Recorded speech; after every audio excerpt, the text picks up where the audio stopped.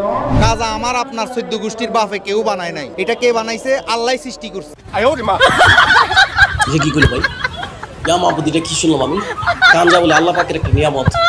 আরে তাহলে গু আল্লাহ পাকের নিয়ামত খা, মু তো আল্লাহ পাকের নিয়ামত খা, তাটকির মধ্যে তোর সুবাদা ধরবো, তুই গু খা, জন্মের খাওয়া খা, গোবর আল্লাহ পাকের নিয়ামত, সেনাও আল্লাহ পাকের নিয়ামত, সব আল্লাহ পাকের নিয়ামত খা। তুমি কোন নিয়ামতকে অস্বীকার করবা? এই কি কইতেছে এইটা? হ্যাঁ, এই ভিডিওটা প্রিয় দর্শক ইতিমধ্যে সামাজিক যোগাযোগ মাধ্যমে প্রচুর পরিমাণে ভাইরাল হয়েছে। আপনাদেরকে সাথে নিয়ে ভিডিওটা দেখাবো, দেখবেন যে সে কি যে জঘন্য কথাবার্তা বলে ইসলামের নামে। যদি একবারে নিষিদ্ধই হইতো তাহলে আল্লাহই তো বন্ধ করে দিতে পারে। আল্লাহ এটা সৃষ্টি করে কেন? সবই তো আল্লাহ পাকের নিয়ামত, সবই তো আল্লাহ পাকের সৃষ্টি। এখন সব সৃষ্টি হইলেই যে আমার খাইতে হবে এমন তো না। গাইডলাইন তো আল্লাহ পাক কোরআনের মাধ্যমে, হাদিসের মাধ্যমে দিয়ে দিয়েছেন, শরীয়ত তো আমাদেরকে দিয়ে দিয়েছেন, বাতলাই দিয়েছেন কিভাবে কি খাইতে হবে। খিনজির খাওয়া যাবে না, শুয়োর খাইতে পারবো, কেন খাইতে পারবো না? কোরআনে সেটা নিষেধ। তাহলে আল্লাহ পাকের সৃষ্টি হইলে সবই আমি খাইয়া ফেলাতে পারবো? কুচ্চা গুইল জুল যা আছে সবই আমি খাইয়া ফেলাতে পারবো? তাহলে ওই আয়াতের কি হইলো? ওয়াহিল্লা লাকুমুত তাইয়্যিবাত, তুমি হালাল জিনিস খাও, তোমাদের জন্য হালাল করা হয়েছে, পবিত্র জিনিস হালাল করা হয়েছে। ওয়া হুরিমা আলাইকুমুল খাবাইস, খবিস জিনিস যেগুলো স্বাস্থ্যসম্মত না, যেগুলা শরীয়ত সম্মত না, সেগুলো তো আমি খাইতে পারবো না। ইন্নামা হাররামা আলাইকুম মাইতাতা ওয়াদ দামা ওয়া লাহমাল খিনজির ওয়া মা উহিল্লা বিহি লিগাইরিল্লাহি বিহি। তাহলে এই সমস্ত কোরআনের আয়াত সে সরাসরি অস্বীকার করতেছে। সে তো মনে করেন যে কাদিয়ানির চেয়ে ভয়ঙ্কর আমি মনে করি। দর্শক দেখুন এরপরে কি বলে সে। একটা সুন্দর নারী আমার সামনে দিয়ে যাচ্ছে, তার সৌন্দর্য লাবণ্যতা দেখতে পারছি। আল্লাহ বলছে আমার সৌন্দর্যকে উপভোগ করো। কি বলল এটা? মানে একটা মেয়ে তারা জিজ্ঞাসা করেছে, একটা মেয়ে যদি দিকে তাকান তাহলে গুণ হইবে না? কি উত্তর দিছে দেখছেন?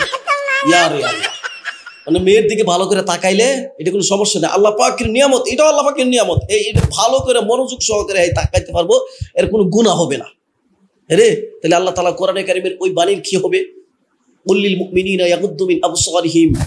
তাহলে আল্লাহ তাআলা বলছেন নবী আপনি বলে দেন মুমিন বান্দাদেরকে তারা যেন তাদের দৃষ্টিকে অবনত রাখে পরনারীদেরকে দেখা থেকে। তাহলে এই আয়াতের বিধান কি হইল? পর্দার আয়াতের বিধান কই রইল? দৃষ্টি যে নিচের দিকে রাখাইতে হবে, এই আয়াতের বিধান কই যাইবে? হাদিস শরীফে আসছে আইনানে জিনা হুমান নজর, তাহলে চক্ষু দিয়ে যেটা দেখা এটাও তো একটা জিনা, ব্যভিচারের মধ্যে পড়ে।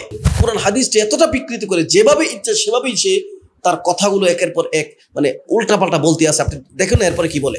সরকারি একটা আইন আছে 2.2, এরপরে 5 পয়েন্ট গাঁজা আপনি সেবা করতে পারবেন। আর আল্লাহ পাক রব্বুল আলামিন সূরা আর রহমানের মধ্যে বলে ফাবিআইয়া আলাই রাব্বুকুমা তুকাজ্জিমান, তুমি কোন নিয়ামতকে অস্বীকার করবা? গাঁজা আমার আপনার 14 গোষ্ঠীর বাপে কেউ বানায় নাই। এটা কে বানাইছে? আল্লাহই সৃষ্টি করছে। আল্লাহই সৃষ্টি করছে। তাহলে এখন থেকে তুই সবকিছু খাবি, যা আছে সব তোর মুখের মধ্যে নিয়ে খাওয়াবি। এর মুখ মধ্যে মুইতে দিন কেউ সমস্যা নেই, কারণ এগুলা আল্লাহ পাকের নিয়ামত। এটা তো কেউ দুনিয়ার কেউ এক ফোঁটা প্রস্তাব বানাইতে পারে না। আল্লাহ পাকের পক্ষ থেকে এটা নিয়ামত খেলা। কিছু পাগল আছে এরা লিমিট খরচ করে ফেলে। যে কোনো জিনিস লিমিট খরচ করাই হারাম, যে কোনো জিনিস লিমিট খরচ করাই হারাম। অতএব আপনি মদ মানে ফেন্সিডিল ইয়াবা বাবা যত কিছু খাইতে পারেন, আপনি লিমিট খরচ করলে এটা আপনার জন্য হারাম হবে, আর না হয় এটা কি হয়ে যাবে? হালাল হয়ে যাবে। চিন্তা করছেন হ্যাঁ কিভাবে মানে ধর্ম বানাইতেছে। হ্যাঁ এত তৃতীয় আরেকটা ধর্ম দিনে এলাহির মতো একটা প্রবর্তন করতেছে আমি দেখতেছি। সরকারি আইন আছে আমরা 2.2 গ্রাম গ্রহণ করতে পারবেন।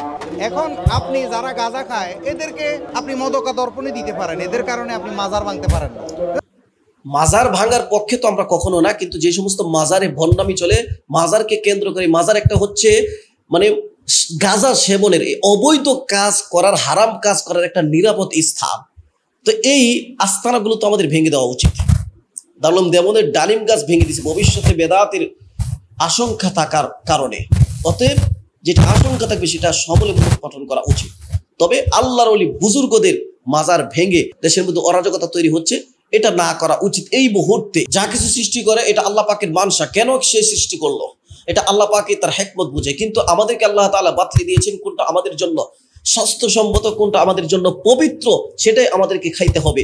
সবকিছু আল্লাহ পাক তৈরি করলেই যে আমাকে খেতে হবে বিষয়টা এমন না, কারণ মানুষই আমরা শুধুমাত্র দুনিয়াতে বসবাস করি এমন না, আরো বহু প্রাণী আছে, তাদের খাদ্য খাবারের রিজিকের ব্যবস্থা আল্লাহ তাআলা করেছেন। এবং প্রাকৃতিক ভারসাম্য একটা বলে বিষয় আছে, সেগুলোর জন্য অনেক কিছু আল্লাহ তাআলা তৈরি করেছেন। তো সেটা তো তোর মতো এই মাথার ভিতরে গুবরওয়ালা মানুষ বুঝবে না, যে সারাদিন গাঞ্জার আড্ডার মধ্যে বসে থাকে, সে তো বুঝবে না তার হিকমত কি জিনিস। আল্লাহ পাক হিকমতের জন্য বিশেষ হিকমতে অনেক কিছু সৃষ্টি করেছেন, কিন্তু সবকিছু বান্দার উপকারের জন্য সৃষ্টি করেছেন। হুয়াল্লাযী খালাকালাকুম মা ফিল আরদি জামিআ, সবকিছু আল্লাহ তাআলা মানুষের উপকারের জন্য সৃষ্টি করেছেন।